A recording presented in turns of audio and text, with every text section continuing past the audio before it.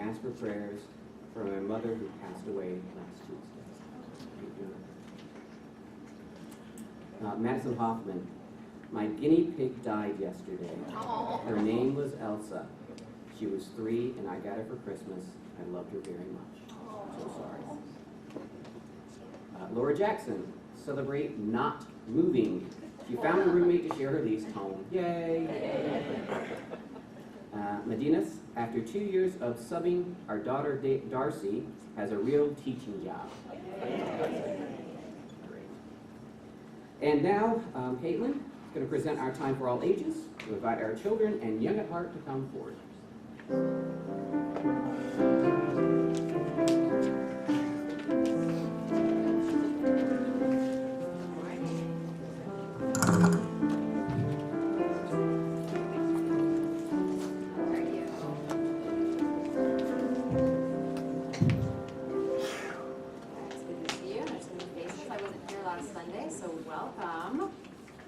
Story this morning is called From North to South. A couple more coming up. There's plenty of space right here, Elise and Landon. All right. This way. Okay. Viva! I spun around the living room. I'm going to visit Mama. I rushed for Papa's car keys and grabbed Mama's suitcase. I missed Mama. I missed her tucking me into bed, her bedtime stories, and her beautiful voice saying, Buenas noches, mi Jose. Mama, Papa, and I live in San Diego. After school, Mama and I would work in our garden. Every day I helped Mama water her flowers and pull the weeds. 2 weeks ago, Mama didn't come home from work. That night when she called, we all cried together. She had been working at the factory when some men asked her for her immigration papers, but Mama was born in Mexico and didn't have those papers. The men put Mama and the other workers in a van. In a few hours, Mama was in Tijuana, Mexico. Today, Papa and I were traveling from north to south to visit Mama for the first time. I had marked a map with arrows from San Diego to Tijuana and drew a heart around Tijuana. Papa drove past the school where Mama studied English and the bakery where she bought her favorite pan dulce. Near the border, the cars began to move very slowly. Papa, go fast, I want to see Mama. Mio, Tijuana is just on the other side of the bridge, Papa said. When we crossed the bridge, my heart jumped with happiness. On the sidewalk, men shouted the news, boys shined shoes, girls sold bubblegum. Papa parked the car in front of a big house with a sign that read, Centro Gary. Mama was waiting at the gate. I jumped out of my seat and gave her a hug, crying, I missed you so much. I missed you too, mi Jose. Inside, there were many rooms and hallways. On the patio, children jumped rope and played marbles. One woman painted pottery and another weaved a poncho. These are my friends, Donna Maria and Josefa, Mama said. They have been here almost a month. They make and sell beautiful crafts. Soon they will have enough money to continue their trip north. Hola, said Donna Maria and Josefa as they smiled at me. Mama's room had blank walls and her closet was empty. She opened her suitcase and said, Muchas gracias, mi Jose. Now I have my own clothes. Mama, I also brought photographs and some of my drawings, I said. We put them up on the walls. Mama hugged me as she said, now this room is just as beautiful as my room in San Diego. Papa's burnt tortillas are not very tasty, I whispered in Mama's ear. When are you coming home? Soon, mijo. Remember, Papa is a permanent resident now. He has submitted my papers already, and a lawyer is working on my case. I can't wait, Mama, I said, with tears in my eyes. And he said, don't cry, Mama said, and took my hand. Let me show you the garden. I've been helping the children take care of it. In the garden, all the children were waiting for Mama. Hola, niños. This is my son, Jose, Mama said. I am Teresa. You are so lucky to see your Mama, one girl said. All of us want to be with our parents, but they are so far away. Today we will plant new seeds, Mama said. Let's play the seed game first, I said. I will show everyone how. We all curled up like seeds. We made rain sounds by clapping our knees together. We stretched one arm up towards the sun like a sprout. Then little by little, we stood up and reached for the sky like beautiful flowers. I passed out the seeds to the other children. When these seeds grow, will you come home? I asked Mama. Will we be with our parents too? Teresa asked. I hope so, Mama said gently. But no matter where they are, our loved ones are always with us because they are in our hearts. I have an idea. Let's plant the seeds in cans for our parents, I said. Bravo, everyone cheered. We made holes in the bottoms of the cans. We painted the cans different colors, and when they were dry, we added our parents' names.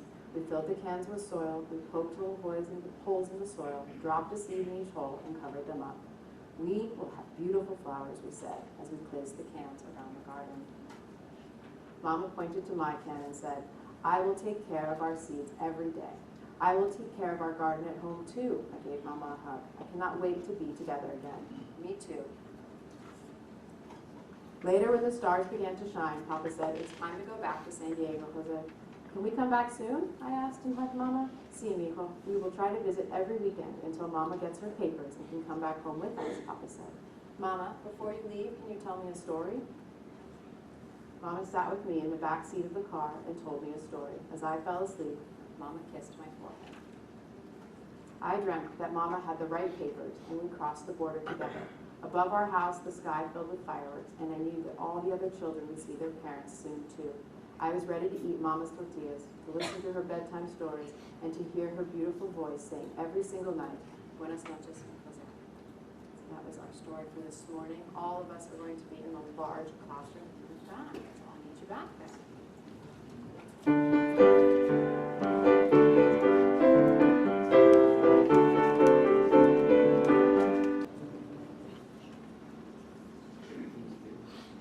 We're going to have a song of special songs, and then I'm going to read just a quick silent meditation.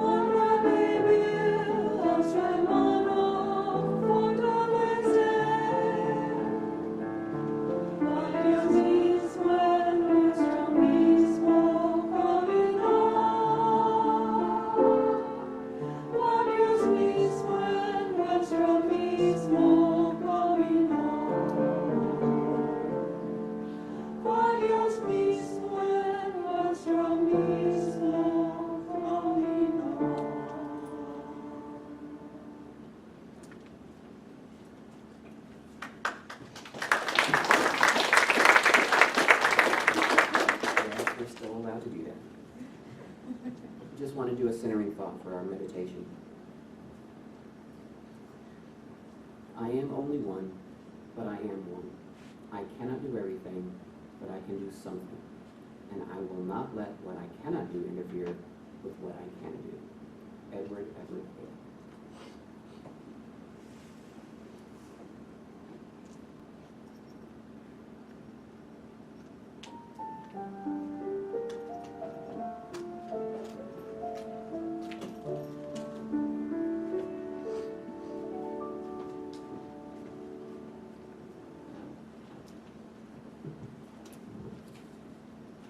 a young girl who's walking along the ocean, and she sees thousands and thousands of starfish.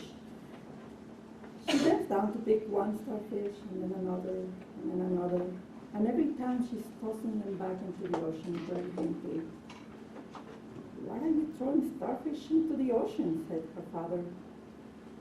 "Because the sun is up and the tide is going out, and if I don't throw them farther in, they will certainly die. But don't you realize? You can't possibly save them all. There are millions of them. Even if you save 1/10 of them, in fact, even if you work all day, your efforts won't make any difference at all."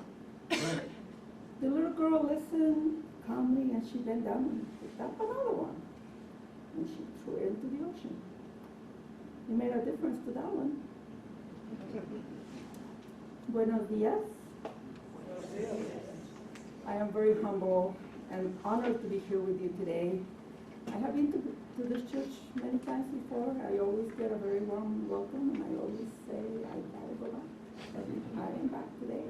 Thank you for your warm hospitality. It's my spiritual home away from home. I know quite a few of you in different capacities.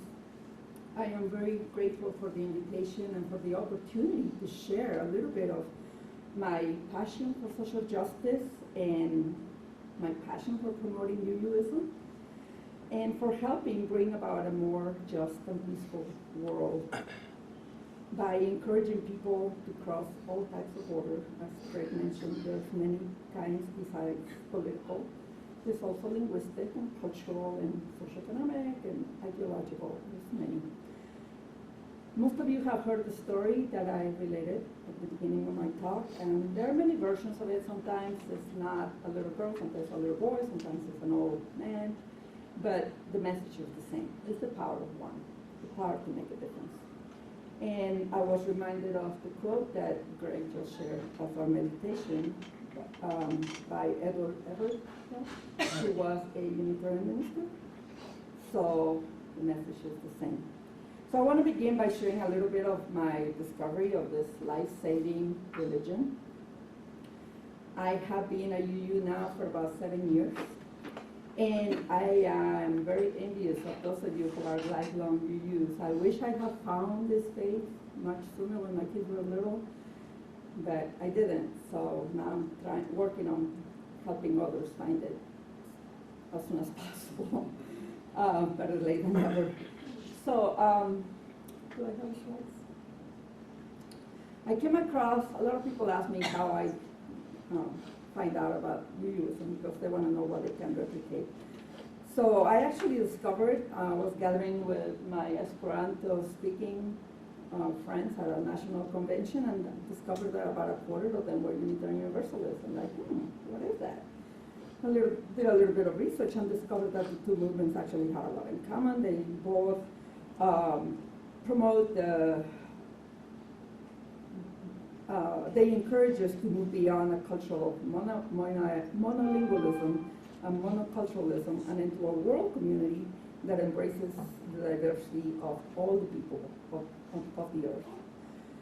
So even after I found out what it was all about, I didn't really take the time to look for a church in my community. I live in a very conservative part of San Diego County, and I didn't think I would find such a thing. So the universe was determined that I would find one, so it put it in front of me. One day I was driving in this unfamiliar street in Santee, and I made a mistake. I had to go into this little parking lot to turn around, and right in front of me is Summit Unitarian Universalist Fellowship. Whoa, really? Went in and I asked what time the service was the following Sunday, and I was there, and I loved it.